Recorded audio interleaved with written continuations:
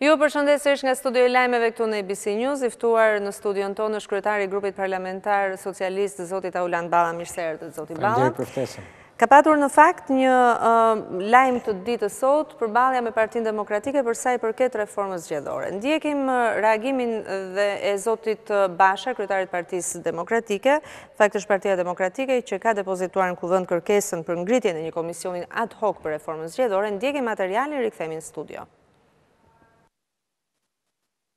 Shqipëria nuk mund dhe nuk do të ndryshojë pa ndryshuar politika.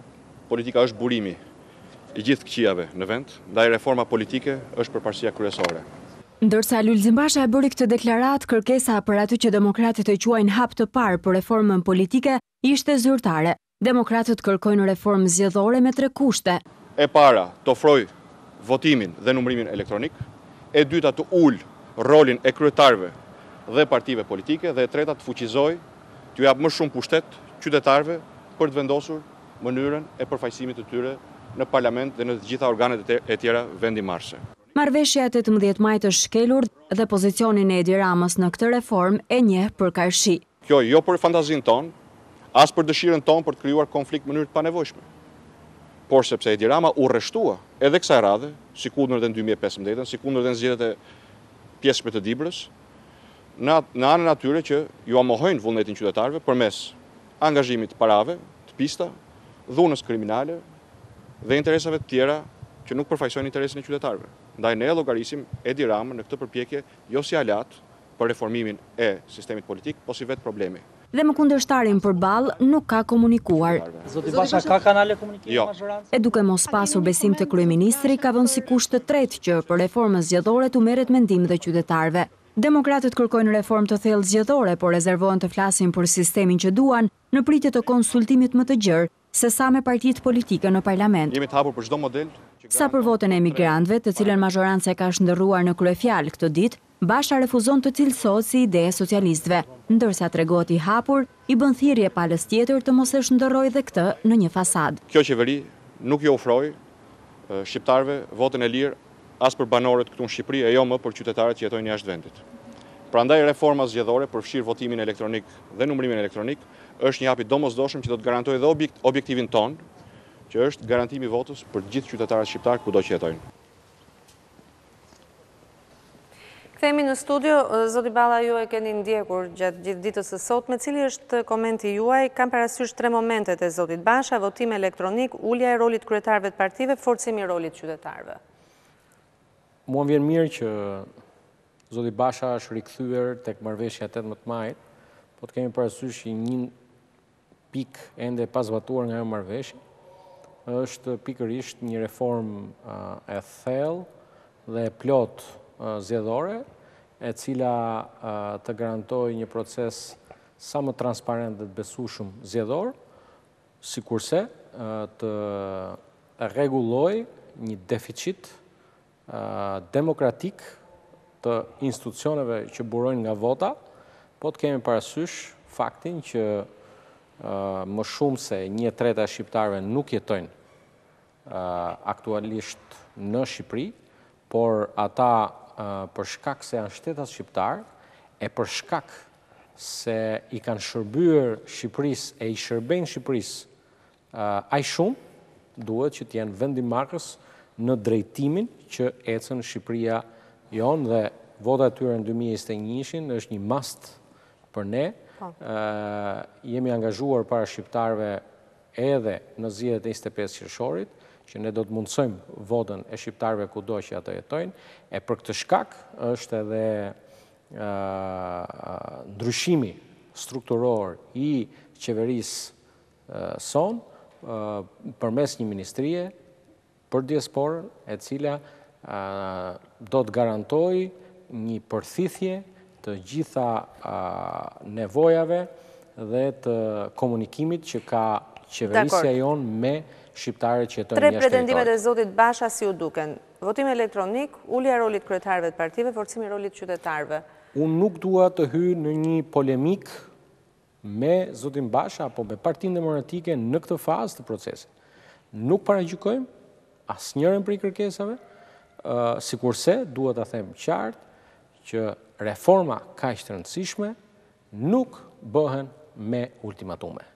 Reformat e rëndësishme bëhen në treza, e për këtë shkak, Kryeministri Edi Rama, njëkohësisht kryetari i Partisë Socialiste, në debatin për miratimin e programit të qeverisë dhe të përbërjes Këshillit të Ministrave, ishte i gatshëm për të institucionalizuar një tryezë të gjerë politike, ku diskutohen çështjet më të rëndësishme të Shqipërisë e të shqiptarëve, ndërto edhe reforma zgjedhore.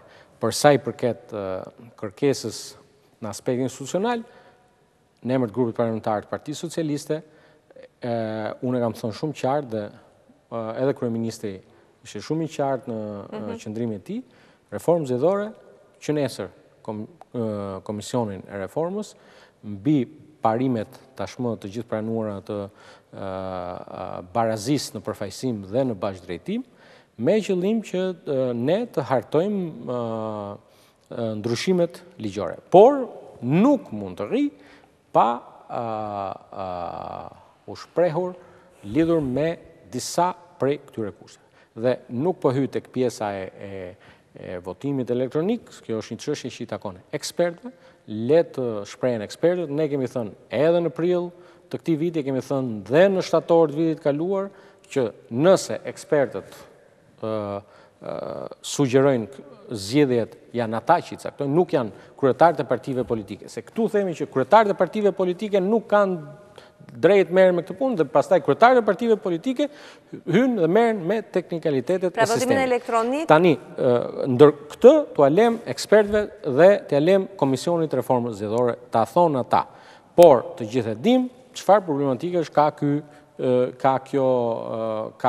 ky sistem dhe ky teknikalitet. E thënë kështu duket sikur nuk e doni votimin elektronik. Jo, lutem. Edhe një herë. Asnjëherë nuk e kemi thënë që jemi kundër. Por duke ditur që në vendet, dhe më falni që po hyn, se nuk doja të merresh me këtë. Duke ditur që në vendet që ka qenë votimi elektronik po hiqet për shkak problematikave që ka shfaqur, Shqipëria nuk mund të eci në drejtimin e kundërt që ecin vendet e tjera më të zhvilluara se ne. Për sa i përket çështjes dytë, atë të uljen e rolit kryetarëve të partive, çështja e listave. Këtu më vjen shumë keq që deficitet unë nuk e kam lexuar ndonjëherë statutin e Partisë Demokratike. Ndoshta është gabim që nuk i kam lexuar librin e rregullave të Partisë Kundërshtare, por di fare mirë librin e rregullave të Partisë Socialiste.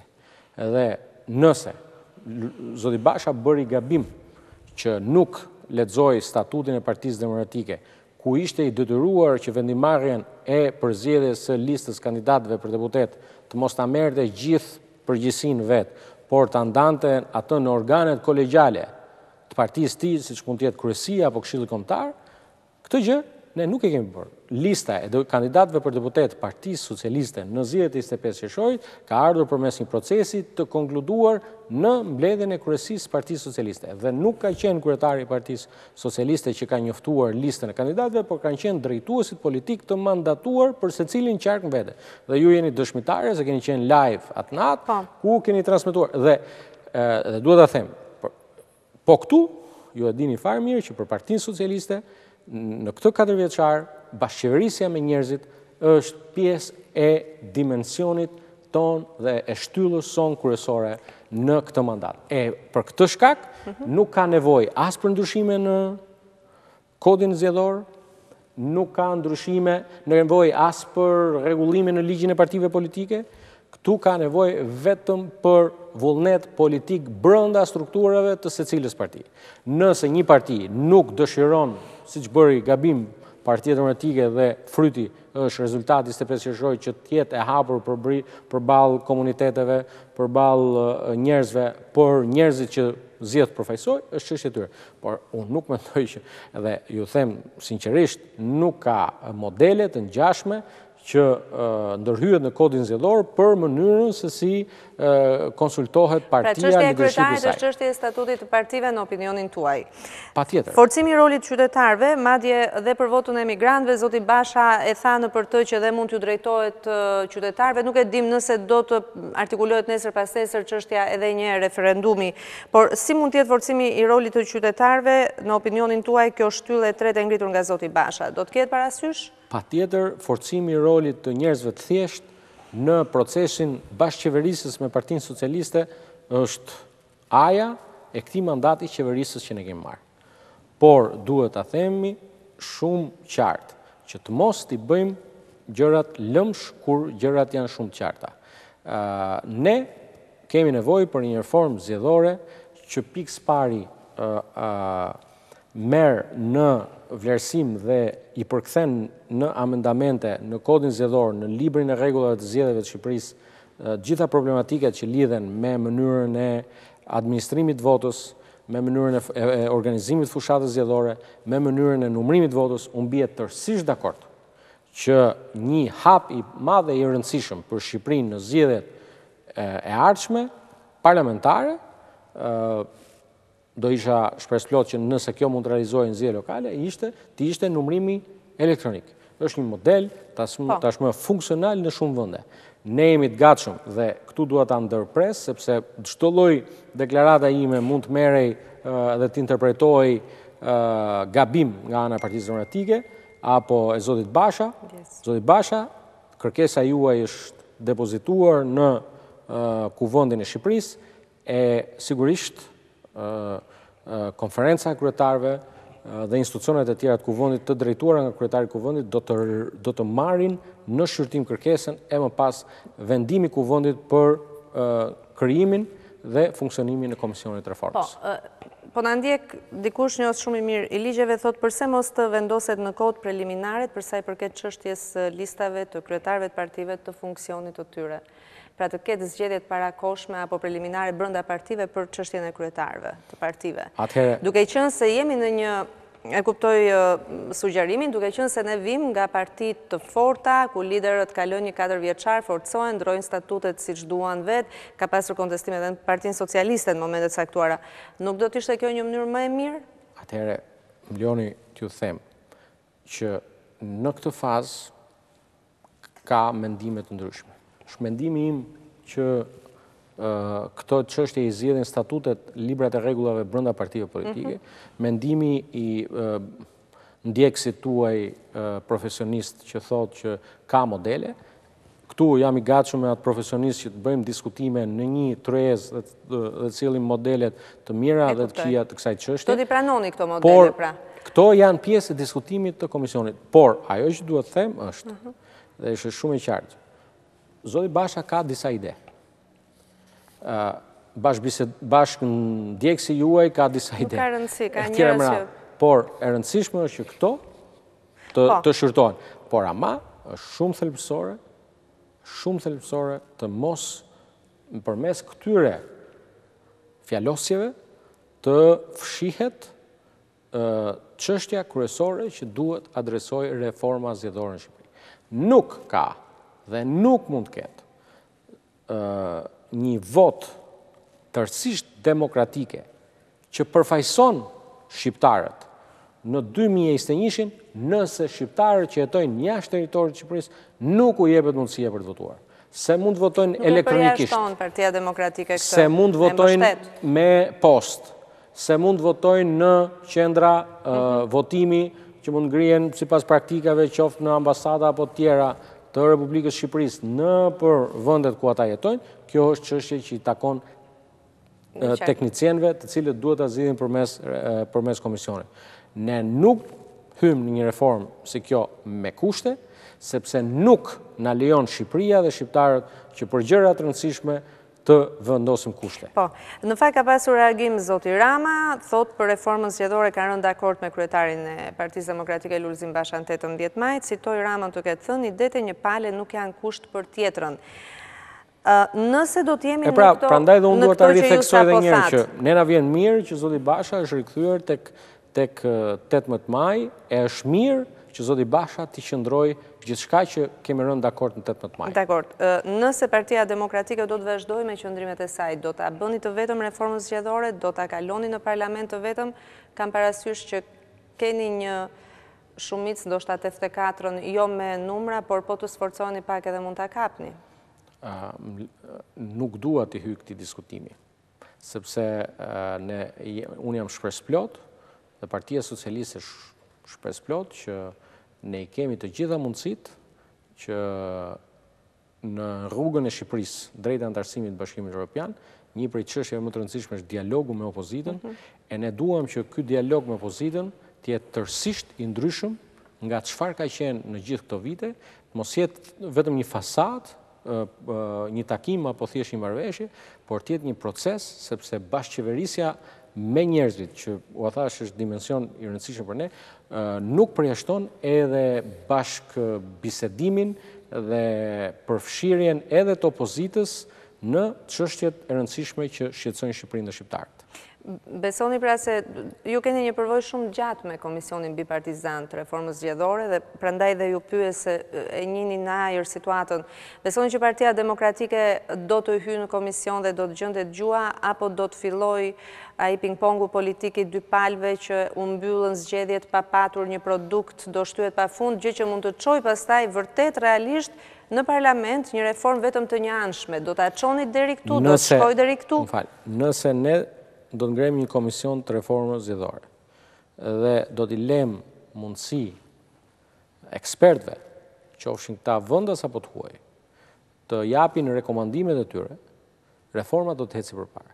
Nëse ne do të kemi këtë sjellje, që është dhe sot, që ekspertëve do t'u themi merrni përsipër të zbatoni urdhrat politik, sigurisht nuk ka. Kjo është si nuk ka reformë.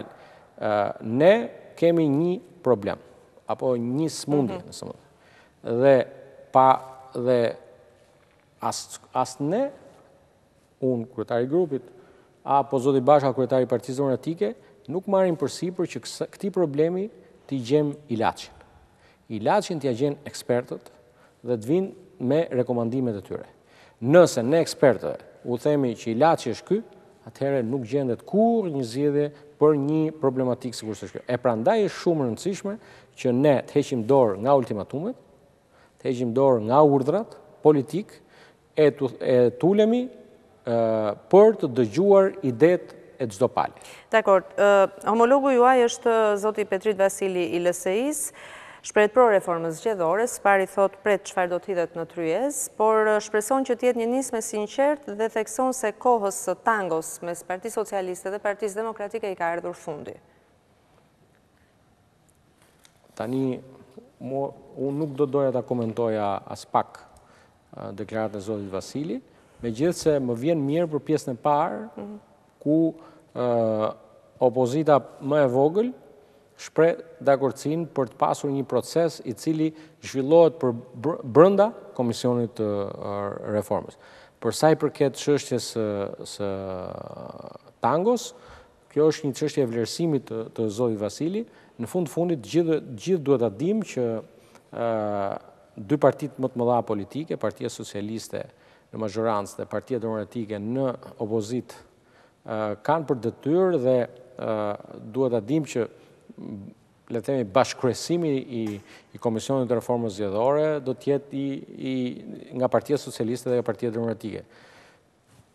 Do t'i merrni parasysh të marrëdhëniet me partitë e vogla, koalicionet, e keni parasysh se si ka ecur në Shqipëri, pra te ky drafti që do të jetë në tryez nga ana juaj, do të ftoni dhe Partinë Demokratike, do të ketë një hapësirë për... Jo, do të ftojmë dhe Partinë Demokratike. Partia Demokratike është pjesë e qëndësishme e... Që do ta lexoj këtë draft, se do të jeni ju të parë që do ta jepni në tryez, kam ide, një draft, si do të bëhet puna, apo s'do ketë fare sepse njëra palë s'vjen s'bëhet drafti, do filloj prapë kjo histori.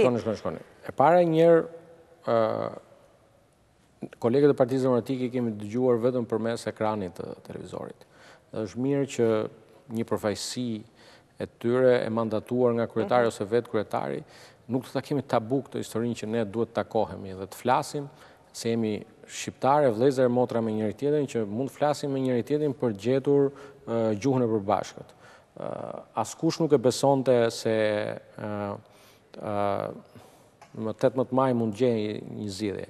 Dhe u gjet një zgjedhje e cila sigurisht garantoi një proces zgjedhor të lirë, demokratik, e gjithë pranuar, dhe ky është një hap shumë i rëndësishëm, dhe ne kemi thënë që 18 maj nuk do të jetë fundi i dialogut, por do të jetë fillimi i dialogu shumë më cilësor e shumë më produktiv e efikas në të mirë të shumë reformave tjera që ka nevojë për një konsensus gjeopolitik. Atëre, në emër të vullnetit mirë, përse nuk i shikoni politikisht, i pranoni kërkesat e Partisë Demokratike? Politikisht, qoftë çështja e votimit elektronik, çështja e kryetarëve, politikisht ju të thoni po, dhe pastaj nëse teknicenit e edhin poshtë, juve t'i thoni Partisë Demokratike kjo nuk bëhet. Mundet që të trajtojt kështu? Atëherë, ju lutem, politikisht, unë bie dakord që kemi nevojë për një reform të sistemit zgjedhor dhe të procesit zgjedhor në Shqipëri. Kjo është gatishmëri politike. Por askush prej nesh nuk mund të marrë përsipër që të japi zgjedhjen. Zgjedhjen le ta japin ekspertët. E prandaj unë ju them që nuk është mirë që në këtë proces ne të hymë me kushte. Këtu hyet pa kushte, po hyet nga dëshira e mirë për të garantuar një proces sa më të mirë, sa më demokratik e sa më transparent. E prandaj nuk na takon ne politikanëve të caktojmë zgjedhjet që jepen për të garantuar procesin zgjedhor. Zgjedhjet le të japin ekspertë. Na thonë kush është modeli më i mirë, pse ky model është i implementueshëm, pse ky tjetri nuk është implementueshëm, edhe unë do doja dhe do t'i bëja thirrje që në përfaqësimin më të lartë politik ne duhet heqim dorë nga argumentat teknik.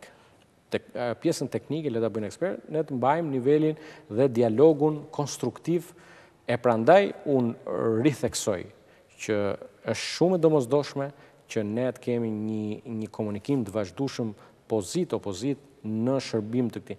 Politikisht është flasish kur ne themi që, shiko, është shumë rëndësishme që edhe shqiptarët jashtë territorit të Shqipërisë të votojnë. Ky nuk është teknik, ky është vullnet politik. Vullnet politik për të garantuar që më shumë se 1/3 e shqiptarëve, të cilët kur janë zgjedhjet për arsye nga më ndryshme nuk mund të jenë në Shqipëri. Unë po ju them, vi nga i zonë zgjedhore, cila në muajin qershor kur zhvillohen zgjedhjet, është një numër i madh votuesit të cilët për arsye se janë të punësuar sezonal në vende fqinje, nuk mund të jenë pjesë e procesit votimit, ndërkohë që gjithë pjesën tjetër të kohës, pas përfundimit të punës sezonale atje, janë në Shqipëri. Dhe kjo, a është deformim i drejtës votës? Sigurisht që është i deformim i drejtës votës, sepse në fundit, arsyet e tij ekonomike, familjare kanë... Janë të qëndësishme apo janë pretekst ato që Partia Demokratike pretendon? Unë dua që me Partinë Demokratike të kemi mundësinë që të dialogojmë. E nuk dua kurrësesi pavarësisht gabimit të përsëritur që u bë dhe sot, që për një proces të rëndësishëm, për një prej reformave që duhet të bëjmë së bashku, vendosen kushte. Ide, po, kushte jo. Po, ju jeni kryetari i grupit parlamentar të Partisë Socialiste. Në momentin kur vendosen kushte, në momentin kur mund të digjen dhe afate kohore, do të veproni me forcën e numrave në parlament për të kaluar, ndoshta jo dhe reforma kaq të rëndësishme, por në parim flas. Ne do të bëjmë gjithçka mundemi për të garantuar përfshirjen e opozitës në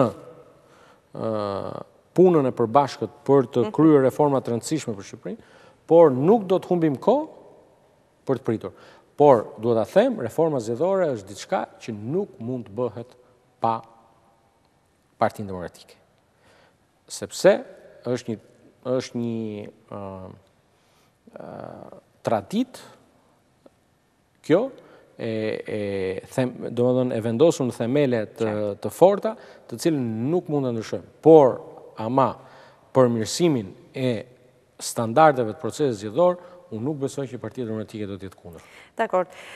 Jeni kryetari i grupit parlamentar të Partisë Socialiste tashmë, një grup parlamentar solid. Keni 74 votat tuaja, votimi për zotin Ruçi tregoi që keni edhe votat të tjera që nuk janë Partisë Socialiste. Si do t'jetë marrëdhënia me Partinë Demokratike, me Lëvizjen Socialiste për Integrim, të cilat janë opozita numerikisht, nuk ju bllokojnë dot për asgjë. Pra le të themi që ju përveç fjalës nuk kanë asgjë tjetër në parlament. Ne kemi shtrirë dorën për të bashkëpunuar. Edhe në këtë tryezë që ofron emisioni ju, intervista me ju, është një mundësi më shumë për t'i thënë Partisë Demokratike që ne kemi nevojë të krijojmë një jetë tjetër parlamentare në Shqipëri. Dhe mua vjen mirë që institucionet e reja të krijuara pas zgjedhjeve të 25 qershorit, e pikës pari Kuvendi i Shqipërisë më në fund është vendosur në shina të qëndrueshme të respektit ndaj ligjit dhe të librit të rregullave të Parlamentit të Shqipërisë.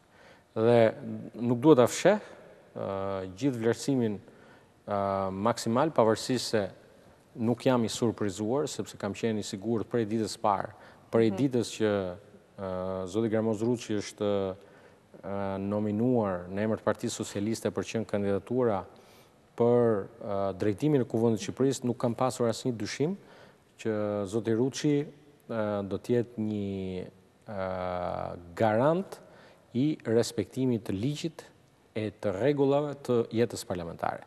Ajo fotografia e shëmtuar e çdo tente ku deputet caktuar dilin mbi ligjin. Rregullori i Kuvendit është një ligj. E keni për periudhën që ishte zoti Meta, kryetari i Kuvendit?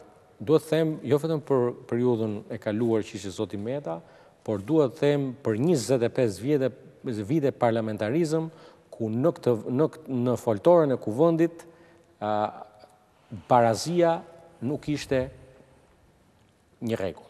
Dakor. I referojnë momentit që zotit Berisha ju ndërpret fjala për herë të parë. Fal, nuk është ky momenti. Se të gjithë referojnë se në këtë vend rregulli fillon të zbatohet ditën që Sali Berisha vendoset nën rregulla.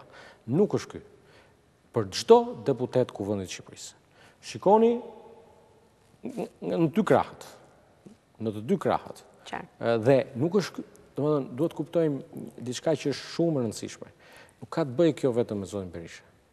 Kjo ka të bëjë me çdo qytetar shqiptar i cili shikonte se si në parlament, ata që konsiderohen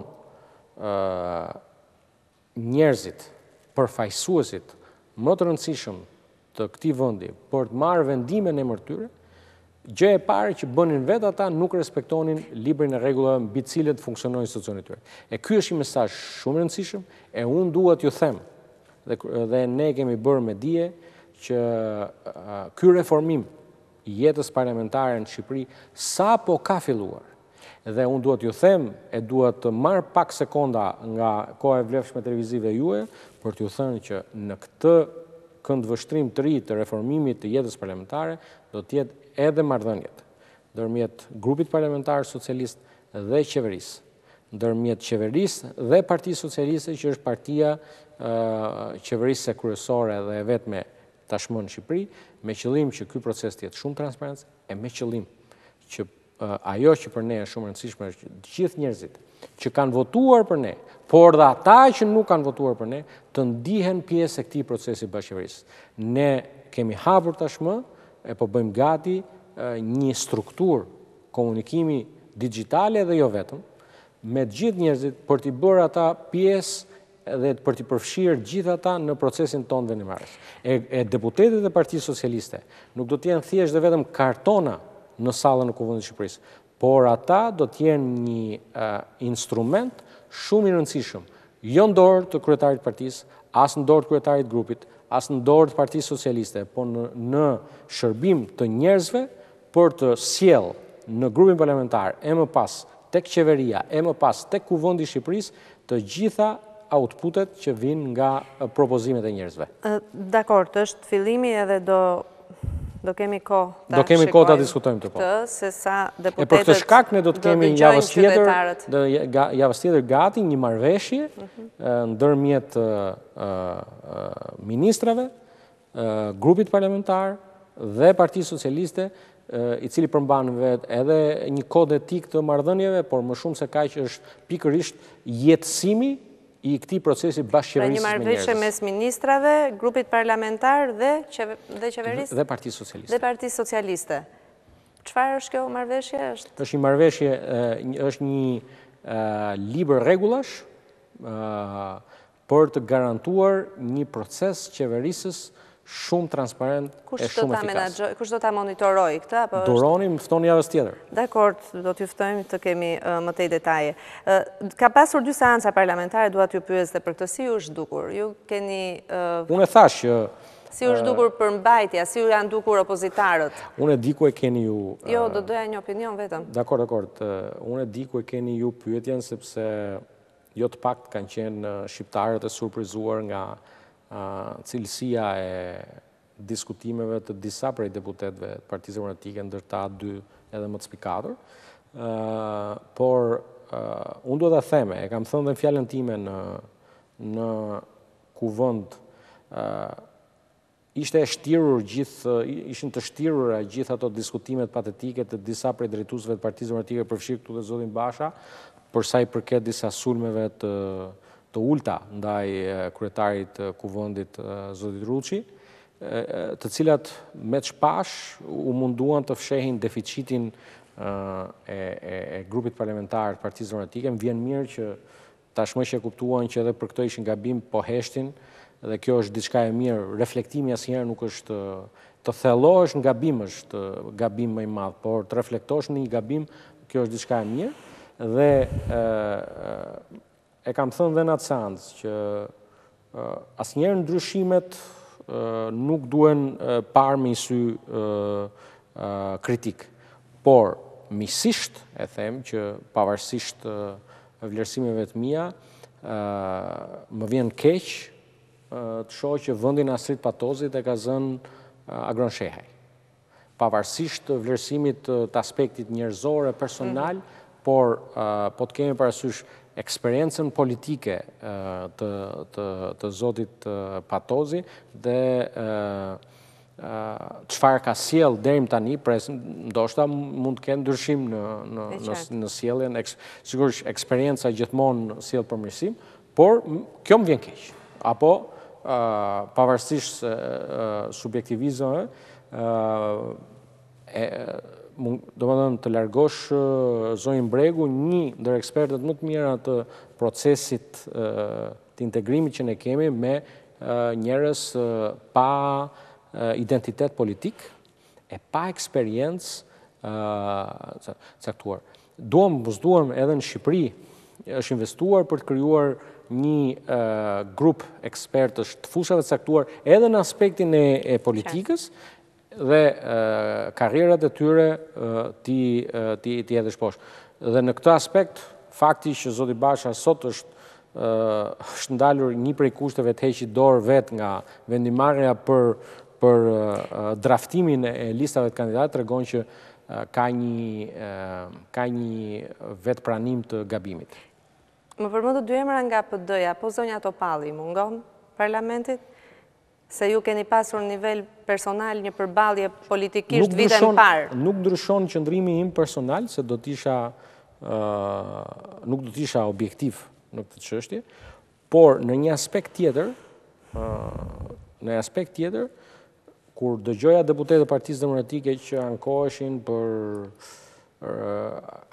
për antikomunizmin apo për një parlament më pak antikomunist, ky pas 25 qershorit, të zëvendësosh një deputete që vjen nga një familje që ka vuajtur krimet e komunizmit, me deputet që jo nuk e kanë vuajtur krimet e komunizmit, por kanë qenë përfitues të sistemit kaluar, sigurisht kjo nuk të bën ty më pak fajtor. Pra, të vetmin vlerësim që unë e ruaj për çdo deputet Në fakt, nuk duhet hynë komentet personale, duam apo s'duam, familja e zonës Topalli në zonën e Shkodrës ka qenë familja ndër më të persekutuarit që kanë vuajtur më shumë nga regjimi komunist. E për këtë shkak, por sigurisht që këto janë vendimarrjet brendshme të zotit Basha, jo, flas si parlament, mungon e të Partisë Demokratike, për mua e rëndësishme në këtë parlament nuk janë emrat, për mua e rëndësishme është fryma e bashkëpunimit që duhet mbizotëroj se shqiptarët nuk vlerësojnë, nuk bëjnë heronj ata që bëjnë sherrë më shumë. Shqiptarët duan të kenë heronj ata që punojnë më shumë për Shqipërinë. E në këtë kontekst, thirrja ime për Partinë Demokratike është mjaft me atë historinë tuaj që fajin që ju nuk jeni sot mazhorancë e kanë shqiptarët, se 1, 2, 3, 4 arsye, por hiqni dorë nga ky debati juaj brendshëm për historira nga më ndryshmet, debatin për vlerat demokratike brenda Partisë Demokratike vlerësojnë, po ejani të bëhemi pjesë e një beteje të përbashkët. Beteja e përbashkët është si t'i shërbejmë së bashku Shqipërisë. Si do të drejtoni, jeni kryetari i grupit parlamentar i Partisë Socialiste, do të zëvendësoni apo merrni stafetën nga zoti Ruçi, një personalitet shumë i fortë. Ishte i ashpër, do të vazhdoni dhe ju të jeni i ashpër? Me sa di në mbledhjen e parë, ju thatë nuk do të mungoni tenteve, pati një kështu tip rregullore edhe brenda partisë. Loni them, pati një diskutim këtu dhe edhe në këtë tërezën tuaj këtu dhe në shumë televizione tjera, e thatë dhe ju paka shumë për numrin e votave që mori zoti Ruçi. Dhe unë duhet të them, e kam thënë, po e duhet të ripërsëris. Gramoz Ruçi mori 80 vota jo pse ishte kandidati i Partisë Socialiste, po sepse është Gramoz Ruçi. Dhe t'jeni të sigurt që nëse të gjithë deputetët e Kuvendit të Shqipërisë do të kishin ushtruar detyrimin e tyre për të marrë pjesë në votim, Gramoz Ruçi do të kishte marrë edhe shumë më shumë vota. Në një votë të lirë e demokratike të çdo deputeti për të ushtruar drejtën e tij. Dhe e ritheksoj sepse është Gramoz Ruçi. Unë kam nderin që të vi në krye të grupit parlamentar në një vend që prej shumë vitesh ka qenë Gramoz Ruçi, do doja shumë që ti ngjaja në kuptimin në leadershipin e këtij grupi parlamentar zotit Ruçi, por Gramoz Ruçi është Gramoz Ruçi, kështu që është i pazëvendësueshëm.